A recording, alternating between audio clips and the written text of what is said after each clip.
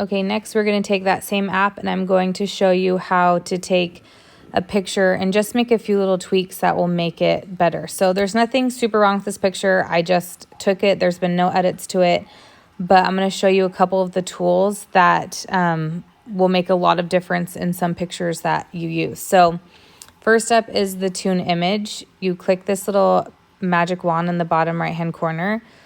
And you always want to make sure that your colors are staying true to color. So you can hold on the image and it will show you the before and after. And here you can see there's barely a difference, so we're going to leave it.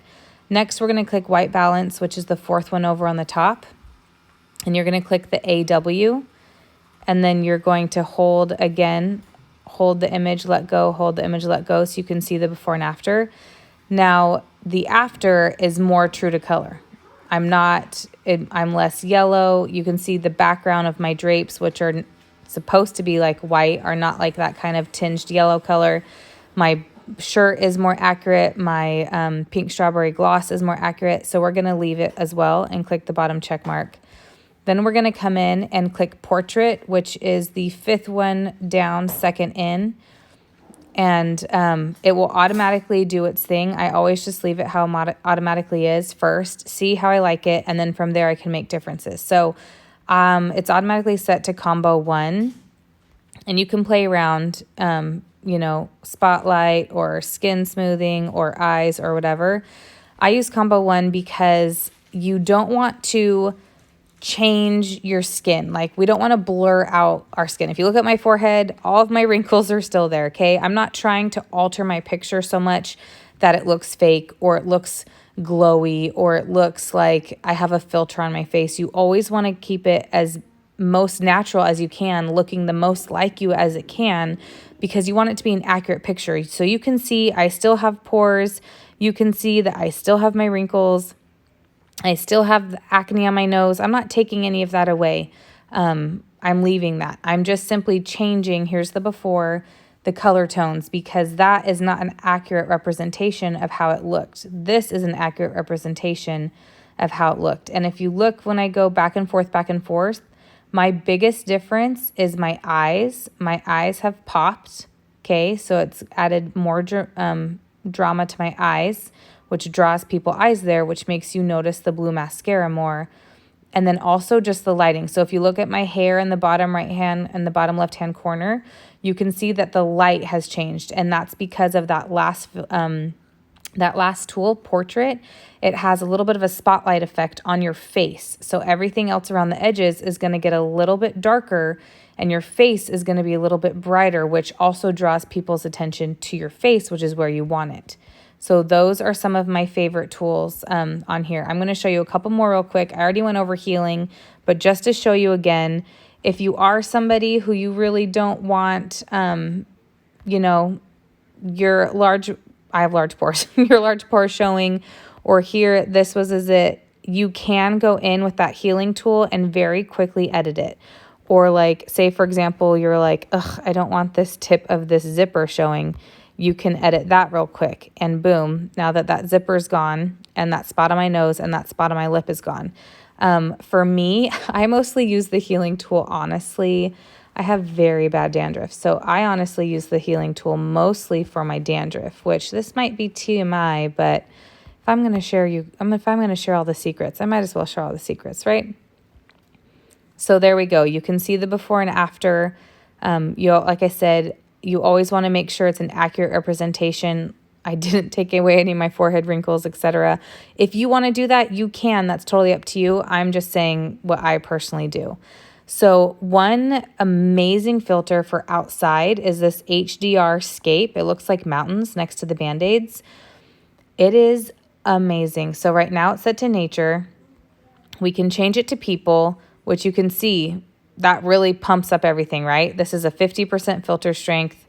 It pumps up the gloss. It pumps up the mascara. But obviously this is not an accurate representation. I am very pale. Nobody would believe that this was me. I am not that tan. But you can play around with this filter and you can say, okay, maybe this actually looks more like me because maybe I'm a little tanner than the picture was showing. You can play around with it. But for those of you who take product photos like in front of a plant or a bush or even of your kids, this filter for the nature is amazing. It does amazing, amazing things on, well, okay, look at the plant behind me. Don't look at my face because it gets scary. But the leaves behind me, look at how it picks up that definition in the leaf that you could not see before. You cannot see that here. But when you apply this nature filter, look at that. So beautiful. And you can do fine, you can do strong. It's totally up to you. So there are so many fantastic things about this app. Another thing that I absolutely love is if you go to rotate, it will, if it feels like you need it, which obviously it doesn't think this picture does, but it will automatically straighten your photo. Let me find one real quick. That is like a little crooked. That I think it will, well, let's see, it might do it on one of these. So if you go to rotate, nope.